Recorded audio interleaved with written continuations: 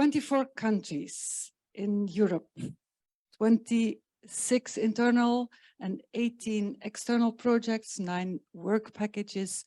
What a big program. And who is the coordinator since the beginning? The super mother and super woman, Claire Chenu. I give you the floor.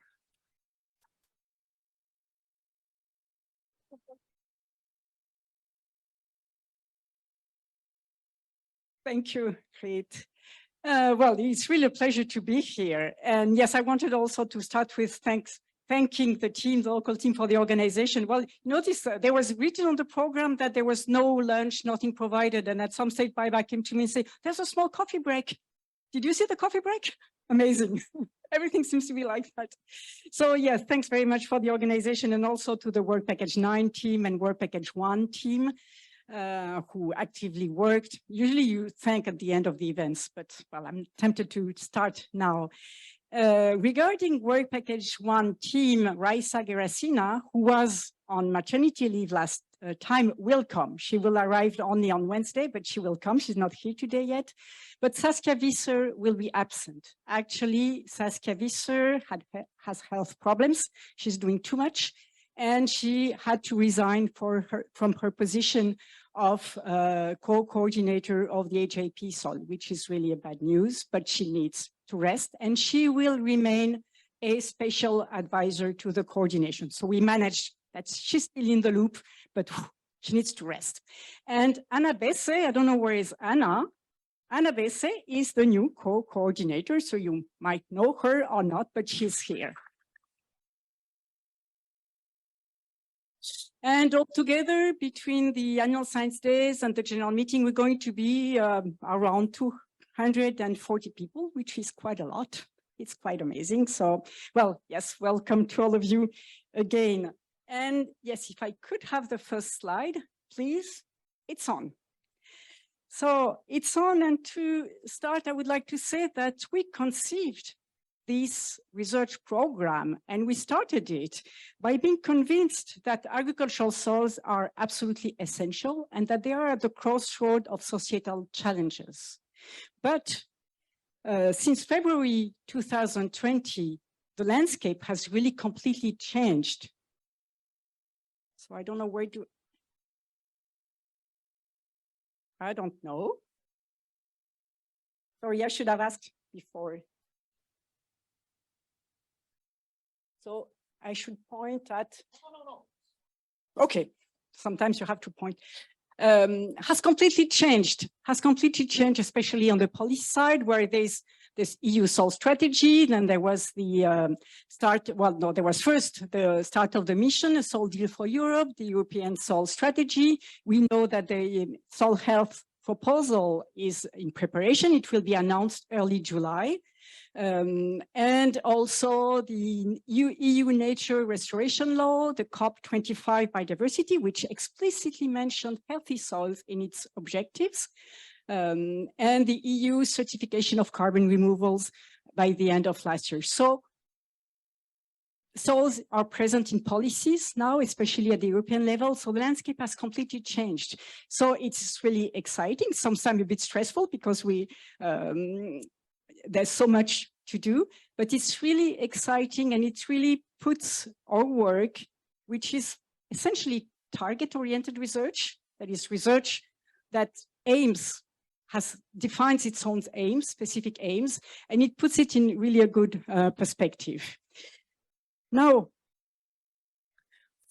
I guess most of you know this graph we have been using a lot, but the EJP SOIL program develops different type of activities: knowledge development, the research projects, knowledge sharing and transfer, knowledge harmonization, organization and storage, all about soil information, and knowledge application, for example, support to policy, well, the link from science to policy.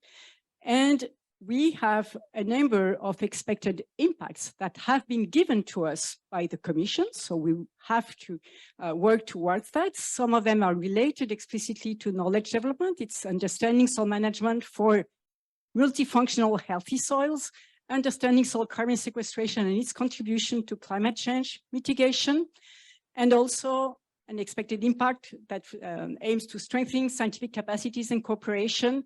One, supporting harmonized soil information, including for international reporting.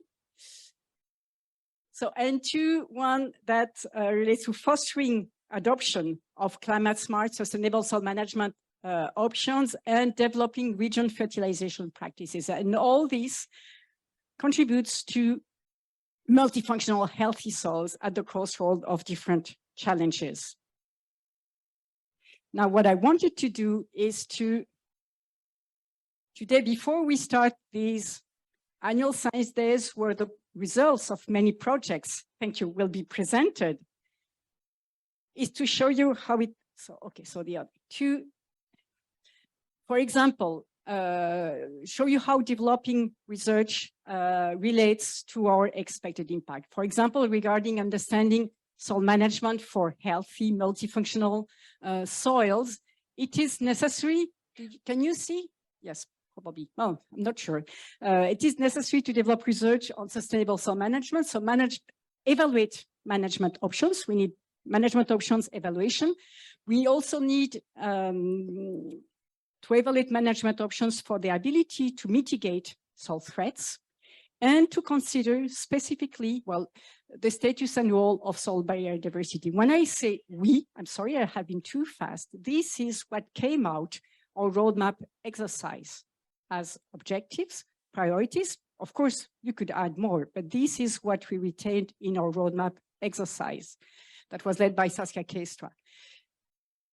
And regarding climate change adaptation, also management options need to be evaluated.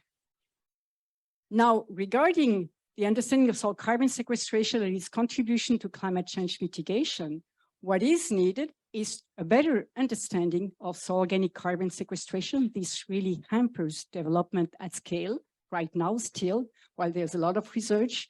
We need to quantify the soil organic carbon sequestration potential in soils, and we need to assess and to predict trade-offs between carbon sequestration and nitrogen and phosphorus losses. We also need methods for good MRV. So these are the topics that relate to this expected impact. Regarding supporting harmonized European soil information, we have a work package fully dedicated to that, work package 6. But this was not enough. There's also need of knowledge development and then need of research projects. And then we found again from the roadmap exercise that we would need projects related to assessing and monitoring soil health, frameworks and indicators, and innovation and methods for low-cost, high-throughput data acquisition. Now, regarding the fostering the uptake of climate-smart sustainable management options, so regarding what fostering adoption, we identified that we needed knowledge development. We have specific activities in work package 8, toward policy, science to policy, in work package 9, dissemination and communication. But we also found that there was knowledge development that was needed. And especially on the topics of support tools, evaluation. So we'll not develop any support tool, but we want to have a survey of what exists and evaluate them. Tools for stakeholder engagement. So again, in our program, stakeholder engagement is not included, but we want to develop, at least to provide better knowledge so that in other programs and projects this can be done, and incentives and policies evaluation. And now, so how do you position our projects? So here, maybe looks very, very complex, but here are our 26 internal projects, so projects to which members of the consortium participate that went through the first, second, and third internal calls. And what those who are in gray are what we call the external calls, the external projects from external calls, but increasingly international projects, because actually many countries have participated to these projects. So you see that we have projects now dealing with each of our subtopics related to grand themes which are related to our expected impact. So we have really, it's amazing. So, and there are 18 external international projects. So this is quite amazing. This is a lot. So it means that you are developing a lot of knowledge. And for me, the challenges right now already, and in the next 2 years will be to integrate, synthesize, find outputs across the projects that we can put forward towards policy, towards practitioners, disseminate them. And so the annual science days are here for that. So what we want to do during these annual science days are to inform each other of achievements, of ongoing activities, to integrate the developed activities and knowledge, to go towards this synthesis, pick up information, what is being done in the different projects, what is emerging from all this research activity. To reflect on major cross-cutting issues, scientific journal questions, to position our activities in relation to the soil policy context. And this afternoon is devoted to this, and to strengthen our network. For now, for the work we're doing together, but also for the future of soils research in Europe and beyond.